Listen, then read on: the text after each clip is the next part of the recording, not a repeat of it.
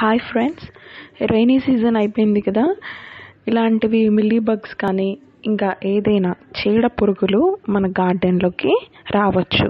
అయితే మనం దీన్ని ఎలా అరికట్టుకోవాలి అనేది ఈ వీడియోలో చూద్దాం. నమస్తే అండి, welcome to passion garden.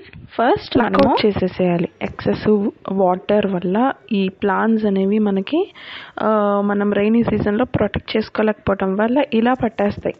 So మనం లీవ్స్ని ప్లక్ అవుట్ చేసేసిన తర్వాత చూడండి, ఆ లీవ్స్కి ఎట్లాగైతే బూజులాగా అదొక రకమైన పెస్ట్ పట్టేసిందో. సో ఫస్ట్ మనం లీవ్స్ని ప్లక్ అవుట్ చేసుకున్న తర్వాత మనకి లీవ్స్ పైన కాదు ఫ్రెండ్స్, లీవ్స్ కింద ఇవి ఇలాంటివి కనిపిస్తూ ఉంటాయి అన్నమాట. సో ఫస్ట్ మనము వేరే పెస్టిసైడ్స్ ఇవ్వకముందే మనం హ్యాండ్తో బై హ్యాండే ఇది మనం కంప్లీట్గా తీసేసుకోవాలి. సో ఇట్లాగా అది ఏదైతే ఉందో అది తీసేసుకొని దూరంగా పడేసేయాలి. అయితే ఫ్రెండ్స్, ఇది మన ప్యాషన్ గార్డెన్ అని కొత్త ఛానల్ ఫ్రెండ్స్.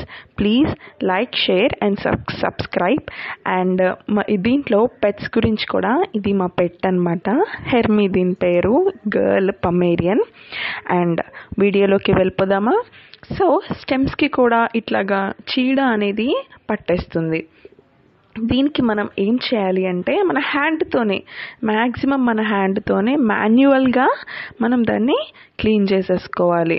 సో ఇట్లాగా ఇలా రబ్ చేస్తూ ఉంటే అది ఏమవుతుందంటే అది పోతాయి, మళ్ళీ రాకుండా ఉండాలి అంటే ఏం చేయాలో మనం నెక్స్ట్ వీడియోలో చూద్దాము.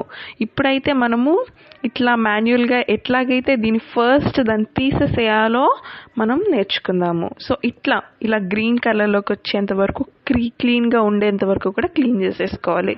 ఫ్రెండ్స్ చూడండి, ఇది హైబిస్కస్ ప్లాంట్ అనమాట, కంప్లీట్గా పట్టేసింది. సో నేను అన్ని ప్రూన్ అవుట్ చేసేసాను. ఇలా మిగిలింది ఏం పర్వాలేదు ఫ్రెండ్స్, మనం చక్కగా దానికి ఫర్టిలైజర్స్ ఇస్తే మళ్ళీ గ్రో అప్ అవుతుంది, మంచి ఫ్లవరింగ్ కూడా వస్తుంది. నేను ఎక్స్పీరియన్స్ చేశాను. అయితే ఇవన్నీ చూడండి, ఇంత చీడ పట్టేసింది. నేను అవన్నీ రిమూవ్ అవుట్ చేశాను. ఇవి చాలా దూరంగా తీసుకెళ్ళి పడేసేయాలండి. బికాజ్ మనకి నెక్స్ట్ టైము మళ్ళీ ఇవి కూడా మన ప్లాంట్కి హార్మ్ కాకుండా ఉంటుంది. థ్యాంక్ యూ ఫ్రెండ్స్, ఈ వీడియో మీకు యూస్ఫుల్ అవుతుందని కోరుకుంటున్నాను.